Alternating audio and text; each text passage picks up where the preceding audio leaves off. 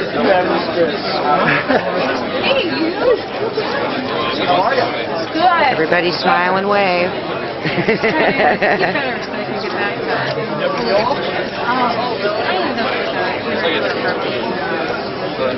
I'm sorry to hear that. I'm not fast. I've been laying on my back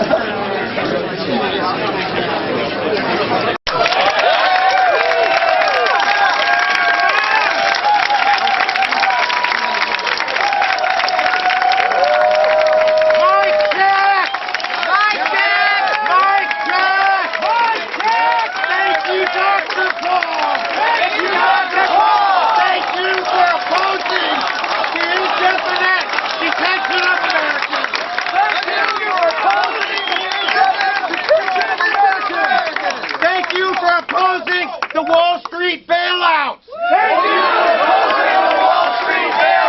Thank you for opposing unnecessary wars. I serve on the Republican State Central Committee. I'm also a district chair for the campaign here in Iowa, and I'm also a small business owner here in Davenport, Iowa. However, today is not about me. It's about you and our nation's future. If you agree, I want you guys to shout back, "We the people." We the people! Wait. Who here is ready for the government to have a balanced budget? We the people! Who here is ready to say goodbye to Obamacare? Yeah! We the people! Who here is ready for a government that answers to us instead of lobbyists and special interests? We the people! Who here is ready for a government run by our Constitution? We the people! And who here supports the only candidate who can defeat Obama in November, Ron Paul? We the people! First, I would like to introduce to you Rand Paul, the senator from Kentucky and a stalwart defender of freedom. Looks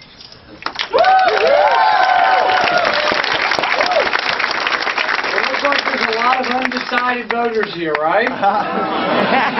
Nope. And my dad asked me to come and campaign. I said, well, it's not going to be cold, right? I said, I'll do it on one condition. I don't have to wear a tie, so here I am.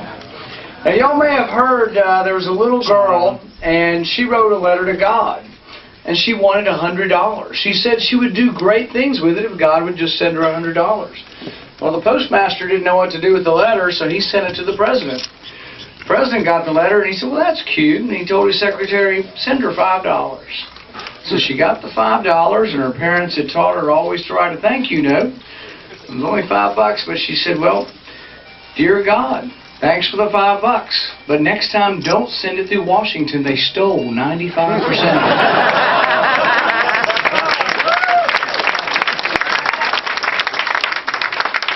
Now, some people say we could never cut enough spending to balance the budget. We could never do it. I'll give you just one example of where we could get started. I think Republicans and Democrats, independents, we could all get together and agree that we should no longer send out checks to dead people. $600 million was sent out to dead people in the last 5 years. Is that it? That's all they've discovered. One guy got his dad's government pension check from 1971 till 2008. He collected over $500,000. One person. You know how they caught him?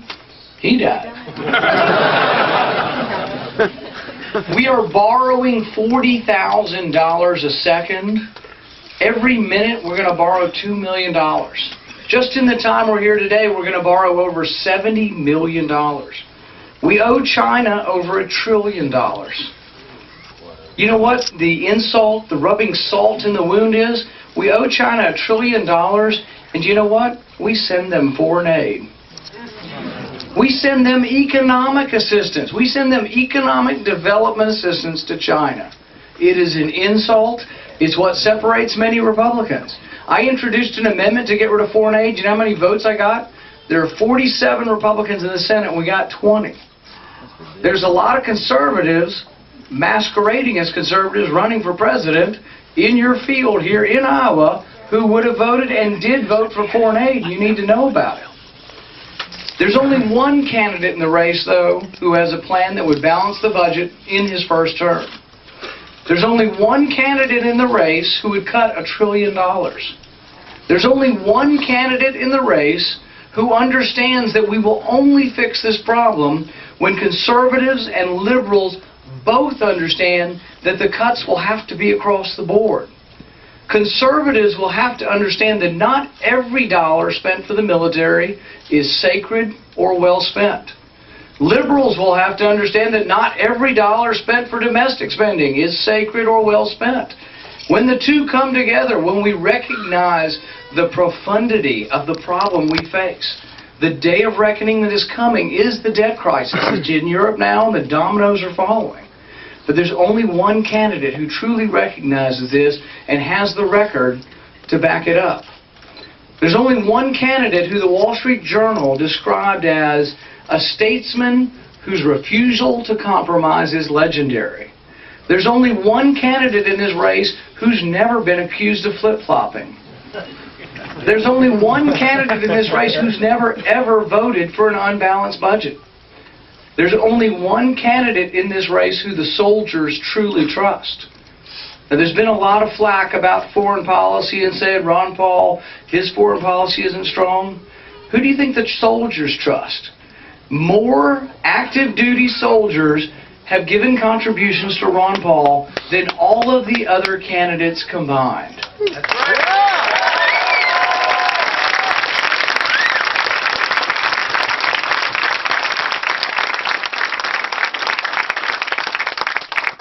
Ron Paul will defend America, but Ron Paul believes in the Constitution that there are checks and balances, that Congress should declare war, that we don't fight for the United Nations, that we fight for the United States.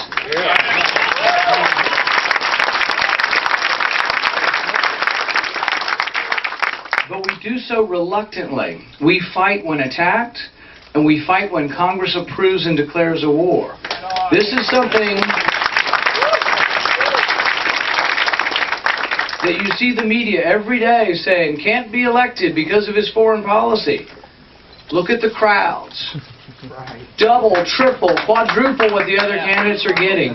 Enormous crowds coming because they want something different. A fiscal conservative who also believes in a constitutional foreign policy.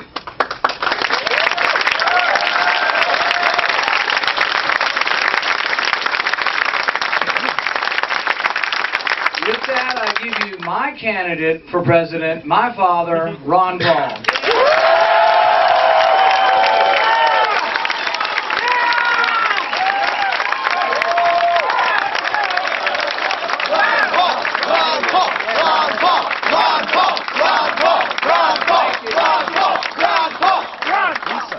Thank you, and thank you, Rand, for that introduction. He does such a good job, I don't know what I have left to say. But it is wonderful to see such a crowd out. We, the people, are growing. Do you know that? The numbers are growing like leaps and bounds. And it isn't, as Rand pointed out, we have to get people to come together, liberals and conservatives. And I think that's one thing this campaign has done. We have gotten liberals, conservatives, independents, and bringing people together. To me, the magnificent thing about bringing people together is the understanding about what freedom is all about. If you really understand personal liberty, it means that your life is your own, you can lead your own life as you choose, but you also get to spend your own money as you choose as well.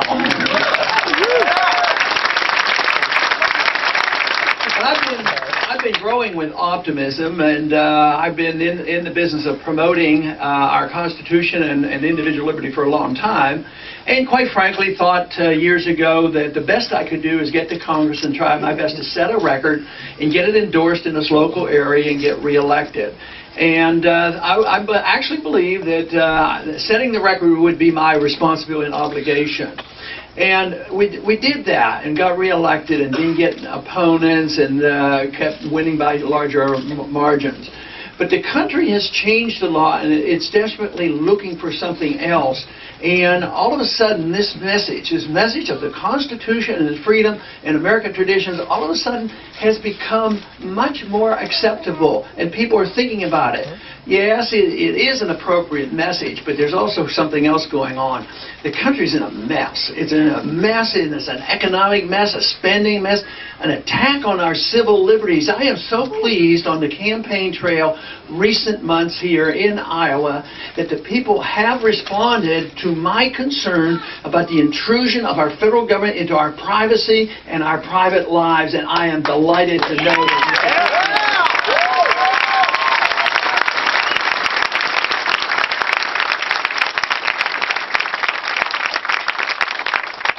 Most everything that happens in Washington, there's usually a few with ulterior motives, but usually those who go along with it, with some of these problems, whether it's the war or economic intervention, they are motivated with good intention. They are frightened.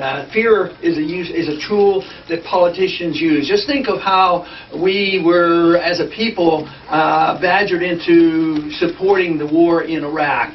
The problem wasn't there. There were no weapons of mass destruction, no Al-Qaeda, but fear built it up, and the people tended to support it. Same thing on economic policy. Oh, you know, the economy is going to collapse. We're going to have a Great Depression, so therefore we have to bail out everybody.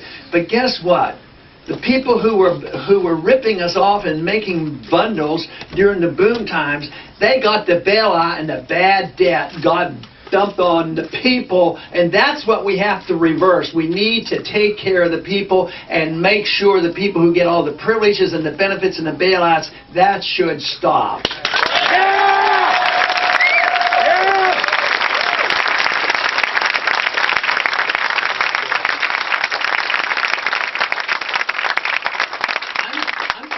If one understands the principles of liberty, they understand the market, they understand property rights, they understand the foreign policy, and this is where I'm encouraged. People are starting to understand this, that that is and was supposed to be the purpose of the government.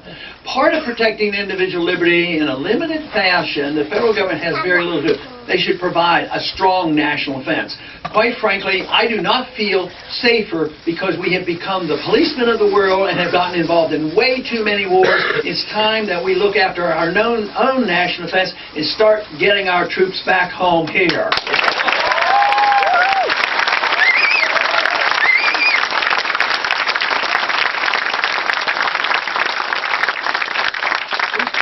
A lot of time overseas dealing with the internal problems of other nations and the regional squabbles that go on. We worry so much more about the border between Afghanistan and Pakistan than we do about our own borders. I think it should be reversed. We should think about our borders.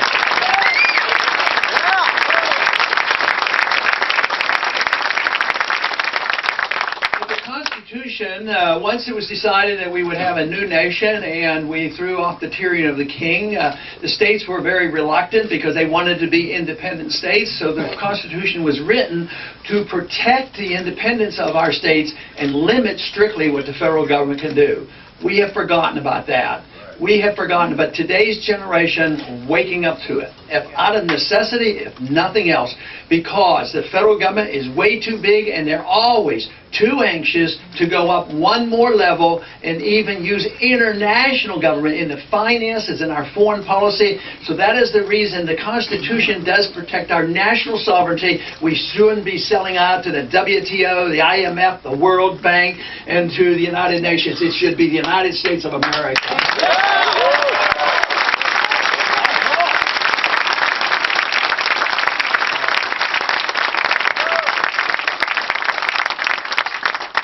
Legislation that gets passed, led by individuals that may have wanted it for a long time, will use opportunities. After 9/11, it was an opportunity because we were all concerned and frightened. It was necessary for us to go after the Al-Qaeda, those people responsible.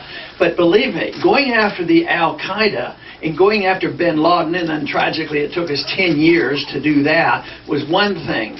But why do they have to go after the American people? Why did we have the Patriot Act put onto the American people?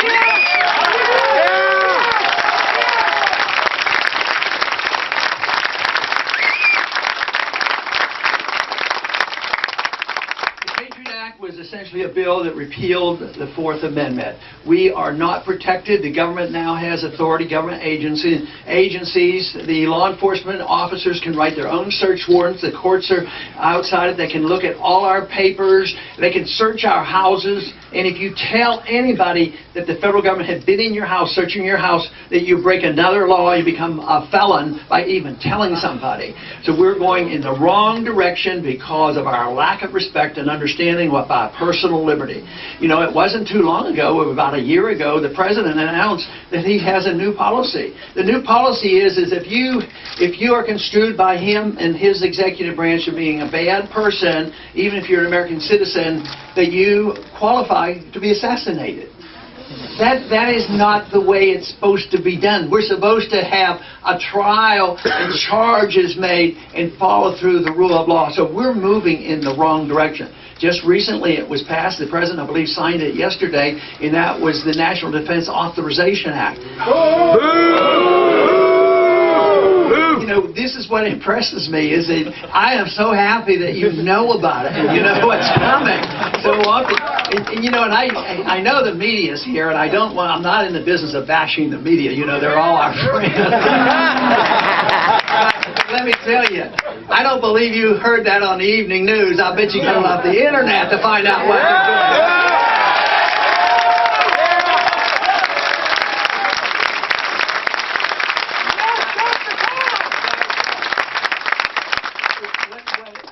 What it means, though, is that they've repealed the Posse Comitatus Act. We now have given written authority to the executive branch that an American citizen can be arrested by the military for indefinite time and denied an attorney. One senator mentioned, he said, yes, if we think you're a suspicious character and you might have associated with a group that might have done some harm, and you come to us and ask you for an attorney, we'll say you get no attorney, you don't qualify. This is what's going on. And just think of the people who have gotten trials. I mean, the war criminals, the Nazi war criminals got a trial. Adolf Eichmann got a trial over in Israel. They gave him a trial. But this idea that we know somebody's a bad person and therefore he can be arrested and held in secret in prison camps overseas or in Guantanamo, that is the wrong direction. That is exactly the opposite of what we were given. So it is up to us now to restate the principles of the American tradition, and that is individual liberty. If we did that, our foreign policy would be different. We would not be the policemen of the world. We would not be telling people how to live. We would be willing to talk to people when they're willing to talk to people. We would contain them when they got out of control or threatened us. But we do not need or believe for a minute that we can go around the world, because it contributes to the bankruptcy. They're not two separate issues. $4 trillion was added to our debt in the last 10 years fighting wars that were illegal, unconstitutional, were not fought in our national defense, and they're ongoing. They've even now today, we got involved with a couple billion-dollar deal in Libya. There's plans now to be very much involved in Syria. There are plans made to stir up war. Just listen to some of the other candidates. They're willing to start bombing Iran right now. You know, one thing for certain, this country does not need another war. I'll tell you that.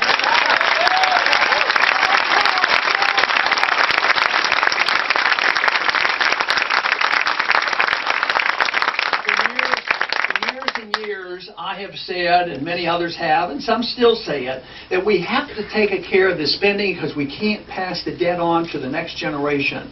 Now that was more appropriate a year ago, 10 years ago, 15 years ago. But believe me, it is today. The crisis is here today. It's this generation. It's all of us. Whether we're students graduating from college with huge debt, whether it's the people who can't get jobs, whether it's the people who are dying over in wars that don't make any sense, it is today. The financial crisis is not a blip. This is different. We weren't in a mild recession that we're recovering from. We were in a huge recession, indeed is a depression, because right now over 22% of the American people are unemployed. And the government would like us to believe that it's nothing like that. Inflation is much higher than they admit to. So it is today. We are preparing right now, because our dollar has stayed up and compared to other currencies. We are now prepared, as Bernanke and others are in Europe, to bail out all of Europe and all the banks. But it cannot be done. Not only is it morally wrong and a bigger burden on us, it's leading to a disaster, and the financial crisis could get much worse any time. This is the reason it's urgent. It isn't like we have 10, 20, 30 years. I think the foundation has been eroded. A crisis could hit if some foolish thing happens where a war breaks out in the Middle East, where Iran is involved and oil goes to $200 a barrel. The foundation of our system is in such shaky conditions. This is why the answer should be so delightful and exciting, because it isn't anything new, and it's wonderful because it's the ideas of freedom. That is all that we need to do.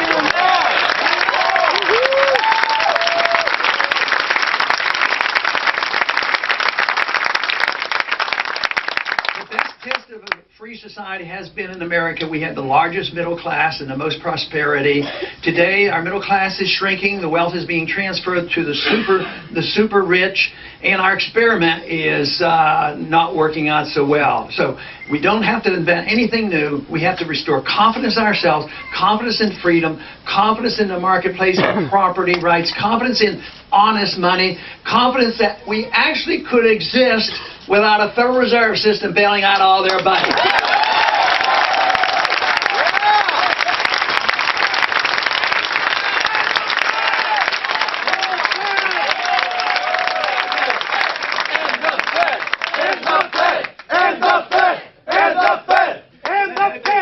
Let me conclude, because we are on a fast schedule here today, with a positive note.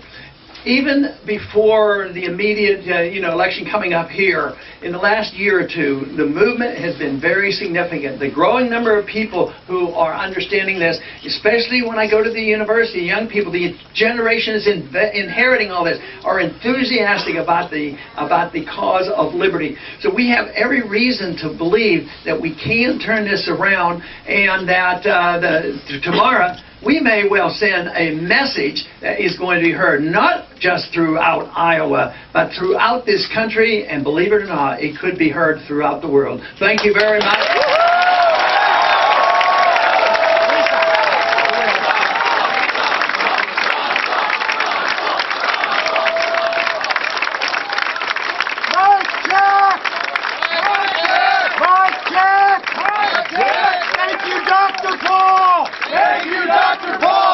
For opposing the indefinite detention of Americans. Thank you for opposing the indefinite detention of Americans. Thank you for opposing bailouts for Wall Street billionaires. Thank you for opposing the bailouts of Wall Street billionaires. Thank you for opposing unnecessary wars. Thank you for opposing unnecessary wars. Thank you for standing up against corporatism. Thank you for standing up against corporatism. And crony